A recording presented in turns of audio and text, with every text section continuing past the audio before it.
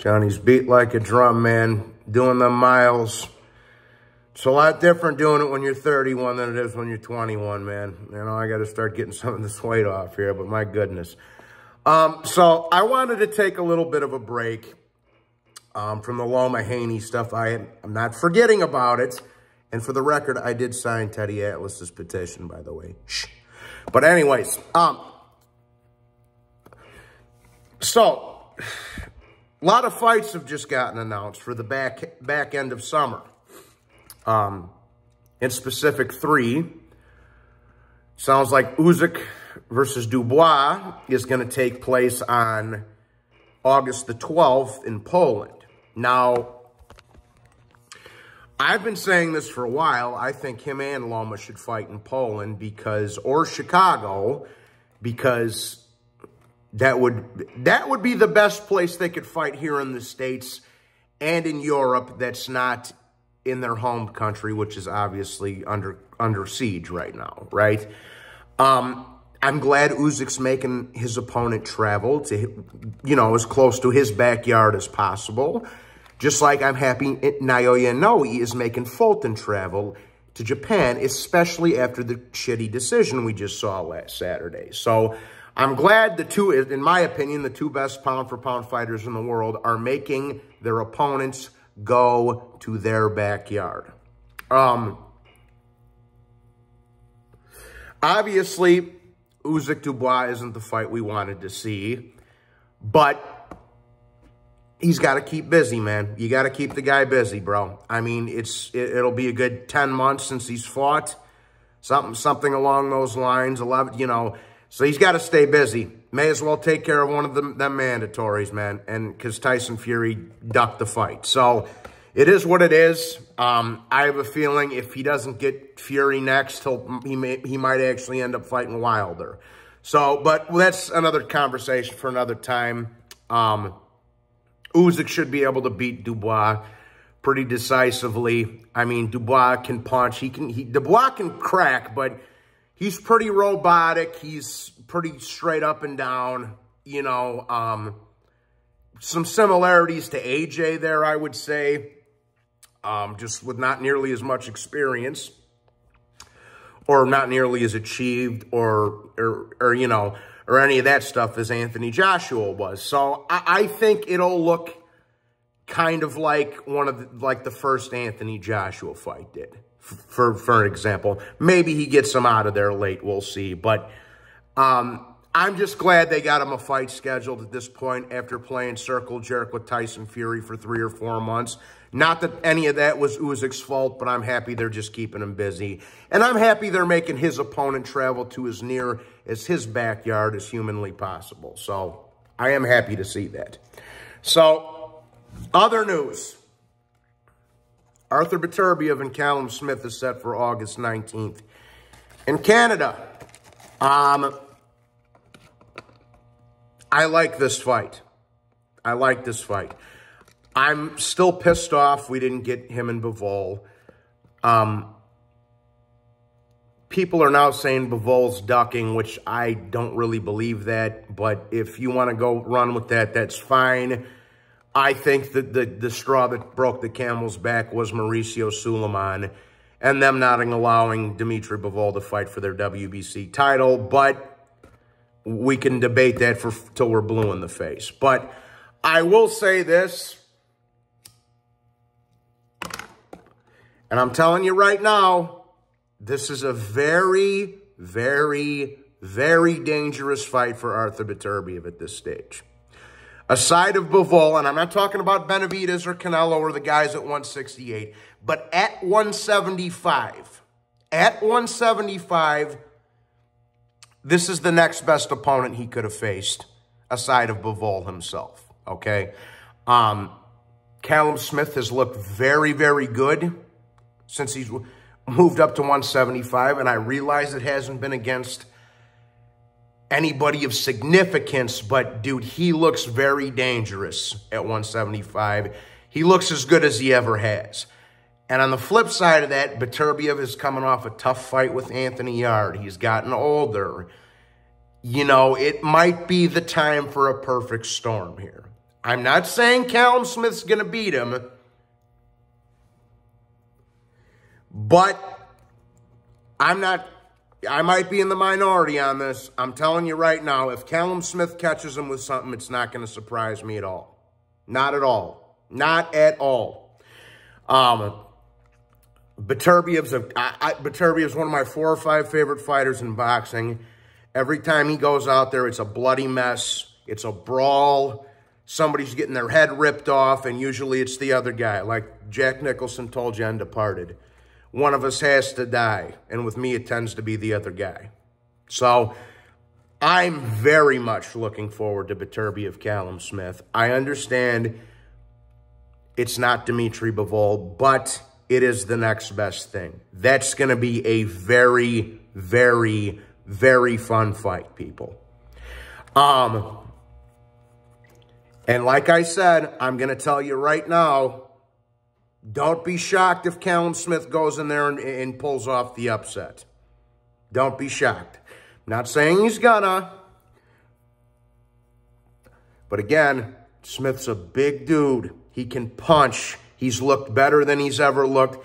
And he's not going to come in there and lay on the ropes like he did against Canelo Alvarez. So, which I'm not going to get into all that, but that was a little bit odd, to put it lightly.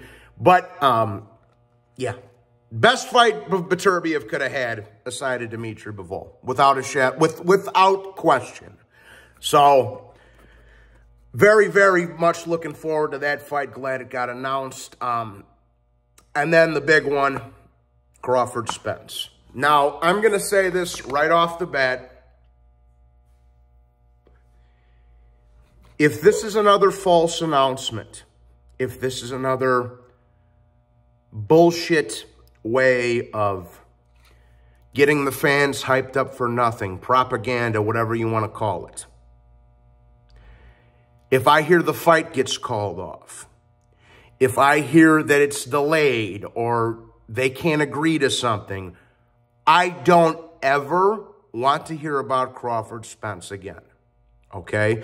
If I hear another false alarm for this fight, I'm never talking about it again. The only reason I'm talking about it right now is because everybody and their mothers announced it. ESPN, First Take, all the credible boxing reporters. So it does look like it's set.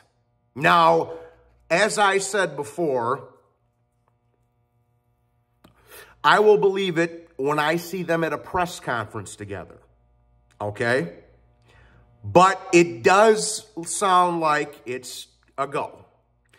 So, but that being said, if this is another false alarm for that fight, if it's another, BS, people bullshitting us, the people, I don't ever want to hear about this damn fight again.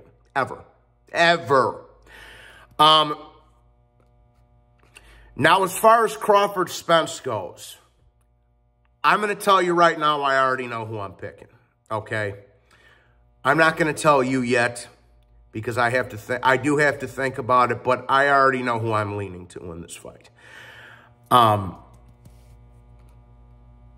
If it goes to the cards, now, after all the griping that Crawford has done with the PBC over the last 4 or 5 years, they might pull a Lomachenko-Haney on Crawford, okay? But I don't think it's going to the cards. I think that I'm not going to tell you yet. I think there's a few things that people are forgetting about going into this fight.